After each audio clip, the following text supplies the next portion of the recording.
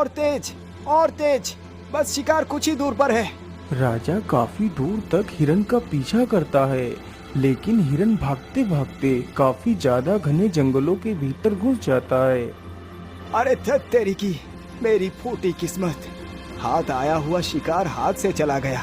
अब क्या करूं? सुबह से घूमते घूमते सिर्फ वही शिकार हाथ लगा था, लेकिन वो भी हाथ से निकल गया। चलो अब वापस लौट चलता हूँ। इतना सोचकर राजा अपने महल की तरफ वापस चल पड़ता है।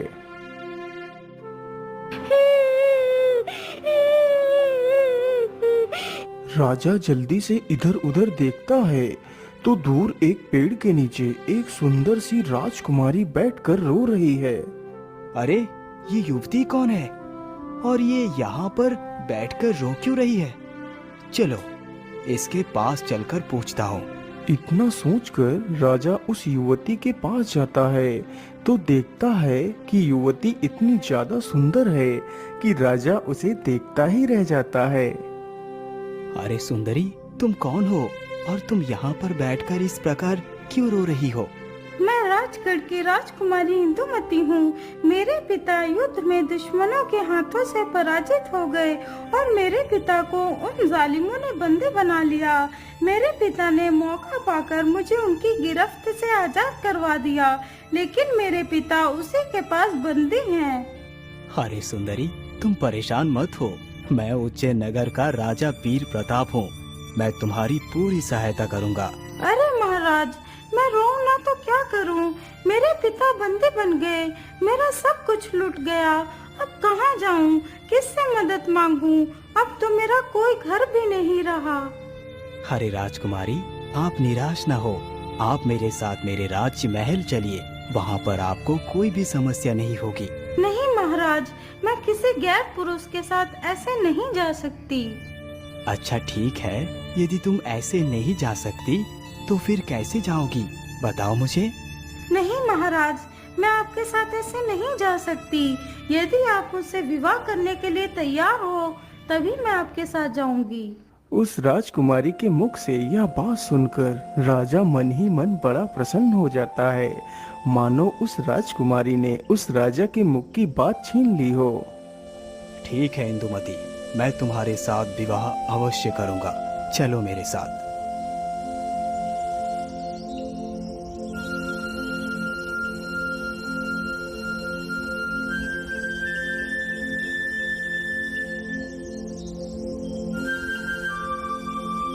अगले ही दिन राजा का विवाह उस राजकुमारी के साथ हो जाता है।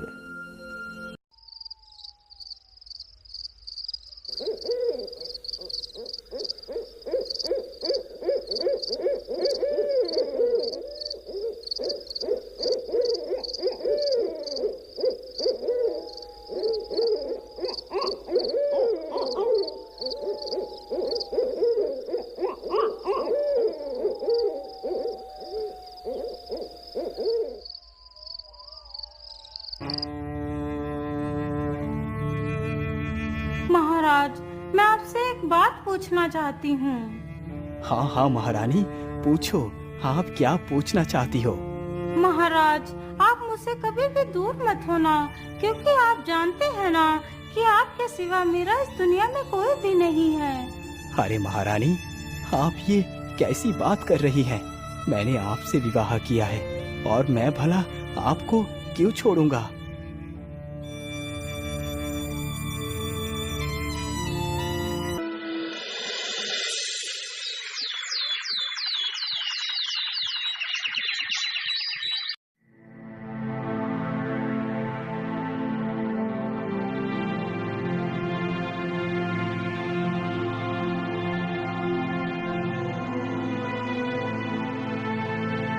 अरे महाराज उठिए, आप तो कितनी देर तक सोते रहते हैं। उठिए महाराज, उठिए।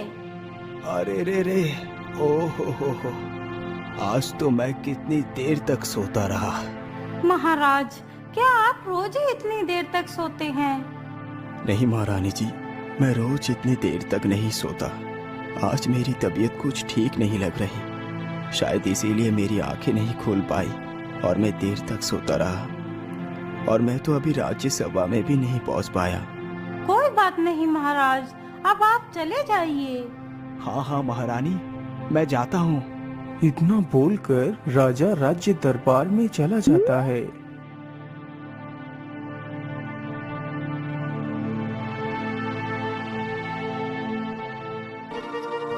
अरे मंत्री जी, आज मैं इतनी देर तक सोता रहा और आप लोगों ने मुझे जगाया भी नहीं। महाराज, मुझे लगा कि शायद आप ज्यादा थक गए होंगे, इसीलिए मैंने आपको जगाना उचित नहीं समझा। अच्छा अच्छा, ठीक है मंत्री जी, कोई बात नहीं। आज वास्तव में ही मेरी तबीयत कुछ ठीक नहीं लग रही। ऐसा लग रहा है जैसे मेरे सर के ऊपर कोई बोझा रखा हुआ है। महाराज, यदि ऐसी बात है तो आपको वैद्य को बुलाकर दवाई ले लेना चाहिए। हाँ हाँ मंत्री जी, आप एकदम ठीक कहते हैं। हमारे राज वैद्य को बुलाया जाए। राजा का आदेश होते ही सैनिक तुरंत ही वैद्य के पास जाते हैं। वैद्य जी, जल्दी से हमारे साथ चलिए। महाराज की तबीयत कुछ ठीक नहीं है, इसीलिए उन्होंने आपको बुलाया है। ठीक है सैनिक, चलिए मैं आपके साथ चलता हूँ। वैद्य तुरंत ही राजमहल में पहुंचता है। बोलिए महाराज, आपको क्या तकलीफ है? वैद्य जी, आज सुबह से मेरा सिर भारी लग रहा है। मानो ऐसा प्रतीत होता है जैसे मेरे सिर के ऊपर कोई भारी बोझा रखा दिया गया हो। महाराज, आप परेशान ना हो, मैं आपको दवाई दे देता हूँ, आप ठीक हो जाएंगे। इतना कहकर वैद्य अपने थैले से एक बूटी निकालता है। ये लीजिए महाराज, आप इस दवाई को खा लीजिए। राजा तुरंत ही उस बूटी को खा लेता है। बूटी को खाते ही राजा कुछ देर में ही स्वस्थ हो जाता है। अरे वाह, ये औषधि तो वाकई कमाल की थी। अब तो मैं पूरी तरह स्वस्थ हो गया हूँ। वैद्य जी, आपका बहुत बहुत धन्यवाद। बोलिए, आपको क्या इनाम चाहिए? महाराज, आप स्वस्थ हो गए, इससे बढ़कर हमारे लिए क्या इनाम हो सकता है? वैद्य की यह बात सुनकर राजा बहुत प्रसन्न होता है। अच्छा महाराज, अब मैं चलता हूँ। ठीक है वैद्य जी, आप जा सकते हैं। इतना सुनकर वैद्य वहाँ से निकल पड़ता है। वैद्य अभी मुश्किल से महल के दरवाजे को ही पार कर पाया था। अरे वैद्य जी, रुकिए, महाराज की तबीयत फिर से बहुत ज्यादा बिगड़ गई है। आप जल्दी से चलिए। अरे, ये क्या कह रहे हो सैनिकों? हाँ हाँ वैद्य जी, मैं एकदम ठीक कह रहा हूँ। आप जल्दी से...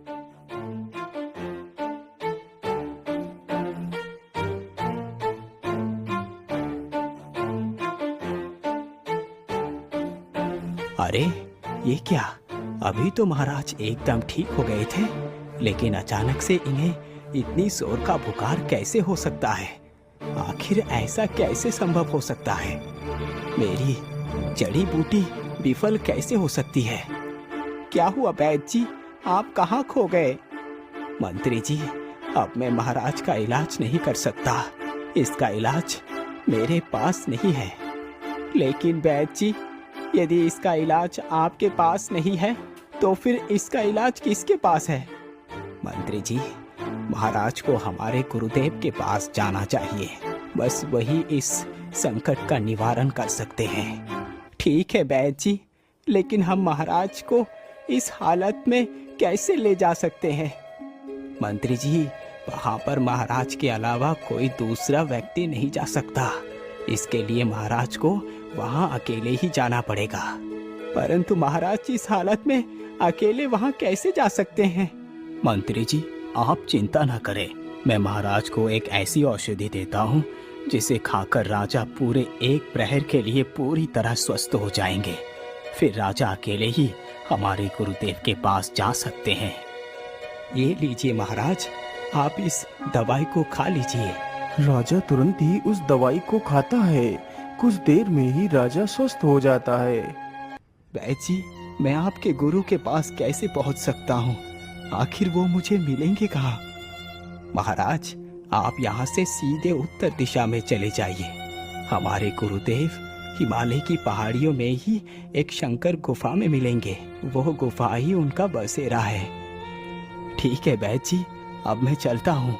इतना कहकर राजा अपने घोड़े पर सवार होता है और निकल पड़ता है।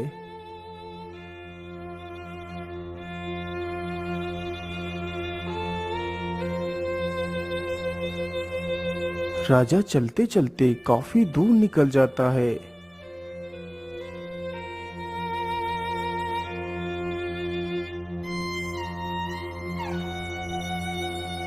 अरे बाप रे बाप, मैं तो चलते चलते काफी ज्यादा थक गया हूँ। लेकिन यहाँ पर तो 2 रास्ते हैं। मैं किस रास्ते पर जाऊँ ये तो मुझे पता ही नहीं। अब क्या करूँ?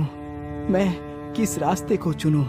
यदि मुझे देर हो गई तो मैं कभी हिमालय नहीं पहुँच पाऊंगा और मेरे द्वारा चुना गया गलत रास्ता ही मेरी मौत का कारण बनेगा। हे प्रभु, मेरी सहायता करो, मुझे सही रास्ता दिखाओ। अरे क्या हुआ भाई, तुम इतना चिंतित क्यों दिखाई पड़ रहे हो? अरे ये किसकी आवाज है? आसपास तो कोई भी नहीं दिखाई पड़ रहा। अरे भाई, तुम इधर उधर कहाँ देख रहे हो? मैं तो पेड़ पर हूँ और मैं एक तोता हूँ। अरे तोते, मैं क्या बताऊं? मैं हिमालय की शंकर गुफा में जाना चाहता हूँ। मुझे गुरुदेव से मिलना है, लेकिन मुझे इससे आगे का रास्ता तो पता ही नहीं। लेकिन भाई, तुम हो कौन और तुम गुरुदेव से क्यों मिलना चाहते हो? तोते, मैं उज्जैन नगर का राजा वीर प्रताप हूँ। मुझे गुरुदेव से किसी खास कार्य से ही मिलना है। क्या तुम मुझे बता सकते हो वहाँ का सही रास्ता कौन सा है? हाँ हाँ महाराज, क्यों नहीं। मैं गुरुदेव को अच्छी तरह से जानता हूँ। वो मेरी भी गुरु है। चलो मेरे साथ, मैं आपको गुरुदेव के पास ले चलता हूँ। इतना कहकर तोता राजा के आगे आगे तोता राजा के आगे आगे उड़ने लगता है।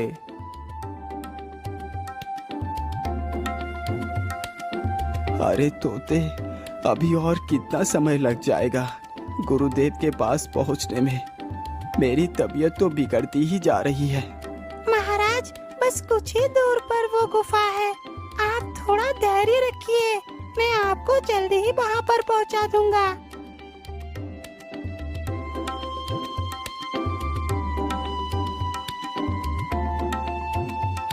तोता जल्दी ही उस राजा को उस शंकर गुफा में पहुंचा देता है।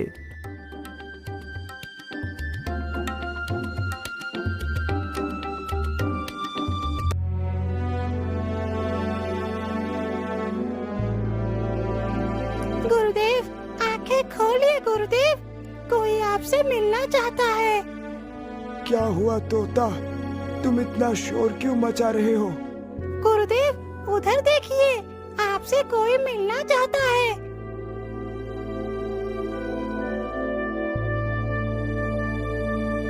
कौन हो तुम और तुम मुझसे क्यों मिलना चाहते हो?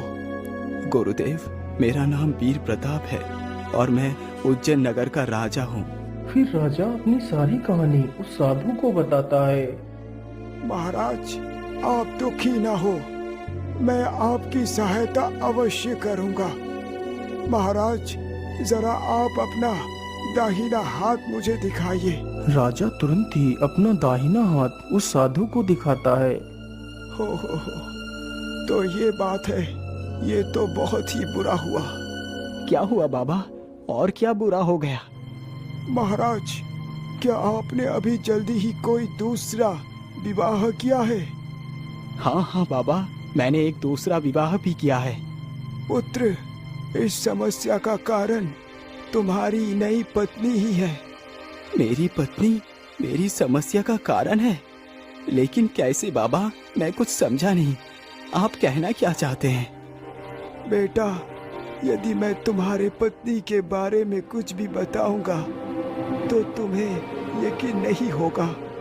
इसीलिए तुम खुद ही अपनी आंखों से अपनी पत्नी की रहस्य को जानो। पुत्र, आज रात तुम सोना नहीं और झूठ मूठ सोने का नाटक कर चुपचाप लेट जाना। फिर सब कुछ तुम अपने आंखों से ही खुद देख पाओगे। और हाँ, याद रखना, आज रात तुम अपने शयन कक्ष में पीने के लिए पानी नहीं रखोगे। ठीक है बाबा, पर मेरी तबीयत तो बिगड़ती ही जा रही है। बेटा, तुम इस दवाई को खा लो, इससे तुम्हें दर्द और थकान का एहसास नहीं होगा। राजा जल्दी से उस दवाई को खा लेता है। अच्छा बाबा, अब मैं चलता हूँ।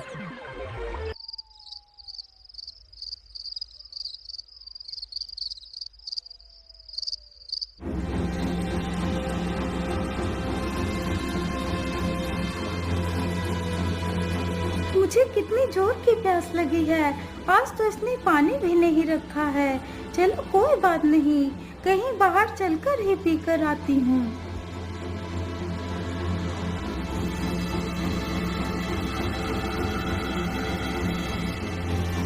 अरे, ये इतनी रात्रि में कहाँ जा रही है? चलो इसका पीछा करता हूँ। इतना सोचकर राजा चुपचाप अपनी पत्नी का पीछा करता है। वह औरत कुछ दूर जंगल में चलने के बाद एक नागिन बन जाती है। यह देखकर राजा के तो होश ही उड़ जाते हैं। अरे राम राम राम, ये तो एक नागिन है। राजा उस सर्पनी का पीछा करता है। सर्पनी चलते चलते एक झरने के पास पहुंचकर पानी पीती है और वापस महल की ओर चल पड़ती है। तभी राजा झट से वहां से भागकर पहले ही महल के भीतर चला जाता है और चुपचाप जाकर लेट जाता है। तभी कुछ ही देर में वह सर्पनी भी आ जाती है।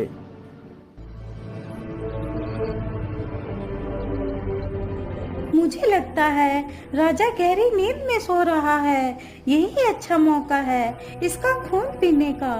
सर्पनी की यह बात सुनकर राजा उठकर खड़ा हो जाता है। अरे क्या हुआ महारानी, आप इतनी रात में उठकर क्या कर रही हैं? वो मैं क्या कर रही थी? हाँ, मुझे बहुत जोर की प्यास लगी थी तो मैं पानी ढूंढ रही थी। अच्छा, ठीक है, मैं पानी लेकर आता हूँ। अरे नहीं महाराज, इसकी कोई जरूरत नहीं है। अब मेरी प्यास चली गई है, आप सो जाइए। अरे महारानी, अब तो मुझे नींद नहीं आ रही, तुम सो जाओ, मैं अभी थोड़ी देर में ही सो जाऊंगा। इतना सुनकर महारानी चुपचाप लेट जाती है। बेचारा राजा जागता रहता है।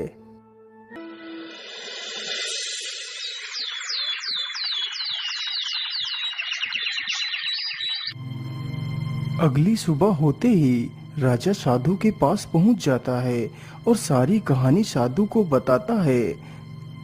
महाराज, आपने जिस युवती से विवाह किया है वो कोई मनुष्य नहीं बल्कि एक सर्प रूपी राक्षसी है, जो भोले भाले इंसानों को और फिर उनसे विवाह करती है। उसके बाद वो रोज अपनी पति का खून पीती है तथा उसे 11वें दिन मार देती है। यदि वो सर्पनी 11 दिनों तक तुम्हारी जान ना ले पाई तो वो तुम्हारा कुछ भी नहीं बिगाड़ पाएगी, लेकिन इन 11 दिनों में वो सर्पनी तुम्हें मारने की पूरी कोशिश करेगी। बाबा, अब मैं क्या करूं? उस सर्पनी से कैसे बचूं? बेटा, तुम मेरे इस तोते को ले जाओ और इसे अपने पास ही रखना। जब भी वो सर्पनी तुम्हें नुकसान पहुंचाने की कोशिश करेगी तो मेरा ये तोता तुम्हारी रक्षा करेगा। उस सर्पनी से तुम्हें सिर्फ 11 दिन ही बचना